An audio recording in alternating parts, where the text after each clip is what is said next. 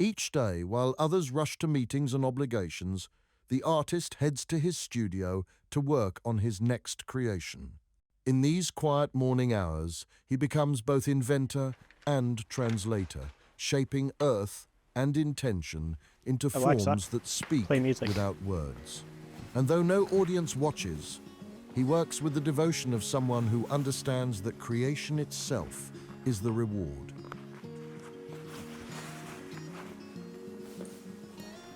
Wow, let's see how this worked out.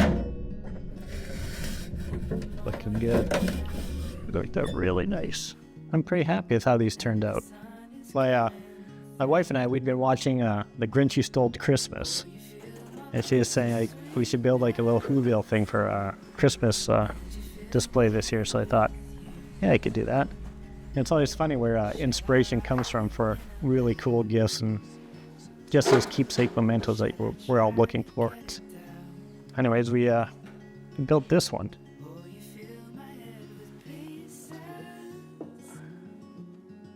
There's so many things. Often I make most of the gifts. I'll give my wife for special occasions.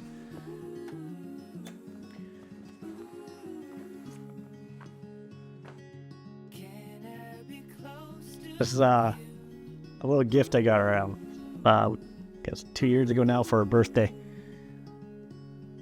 She had talked about wanting a pet, and it really inspired me. So I went on quite this adventurous ride down to Argentina. It was about 13 days in the desert, crazy dust storms, windstorms, and everything. But that's where I found a mascota pequeña, so a little pet. And so I brought it back to her. It's really good. She said she loved it. So it inspires me every year. You know, her birthday comes around, and I start planning, like, what can I do to make it even better this year? The last few years, she's been asking me, like, just sort of pull it back a bit, as she gets worried that I just put too much in this effort I put out to find that perfect gift. And yet, this year, something more is required.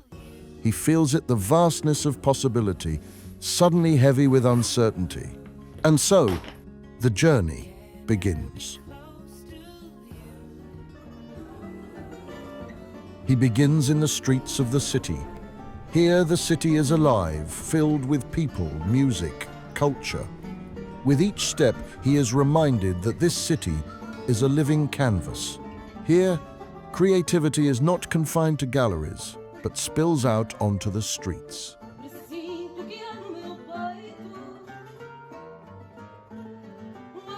I've traveled to a lot of places, but Lisbon, there's something special. It's about it, the warmth of the city, the people, the culture, the music. And just to be here when night falls upon the city, it's incredibly stunning. To understand Lisbon is to hear it. In the narrow alleys of the old city, the sound of fado drifts like fog through the streets. The music hits him differently now. He feels its pulse in his own creative rhythm, a melody shaping his thoughts. There's a melancholy to fado music. It has heart. The artists who sing it are the performers. You watch them and it just tears at their soul. I want to find a way to capture that intensity or that feeling, the heart, in the artwork I produce. Old factories have been transformed by creative energy. Art fills entire districts, spilling into every corner. Surrounded by murals and graffiti, he doesn't just observe, he's suddenly captivated by patterns and colors that resonate with his own thoughts. Waves of inspiration surge within him, and the city's vibrant energy guides him even further. The art you see in the street, it's like a memory of its creator. You're capturing these whispers of the past in the art that you're looking at. It's not perfect, it's not imperfect, it's often bold. And you capture a feeling or an essence that they had when they created. My wife, she likes the bold artwork or stuff with a statement, stuff with soul or depth to it. And that's what I'm trying to capture. I don't want to copy it. I want to find a way to harness this and put it into the work I produce. It's definitely the harder part of creating or finding inspiration. He studies the city's movement, the trams rattling along the road, the shadows cast by towering statues, the blend of old and new lines in the architecture. Suddenly, it all connects Lisbon's pulse. Its contrasts and colors become the breakthrough he's been searching for. When I visited the galleries, I could feel the creative energy starting to come back. Having experienced the sights of the sea, the architecture, colors of the river, sounds, I could really feel that inspiration and the direction to the work I want to start producing this year. Looking forward to getting back and getting to work on this next creation. In Lisbon, he doesn't just find inspiration, he finds reflection. And in the days ahead, these moments will be the catalyst for his next creation.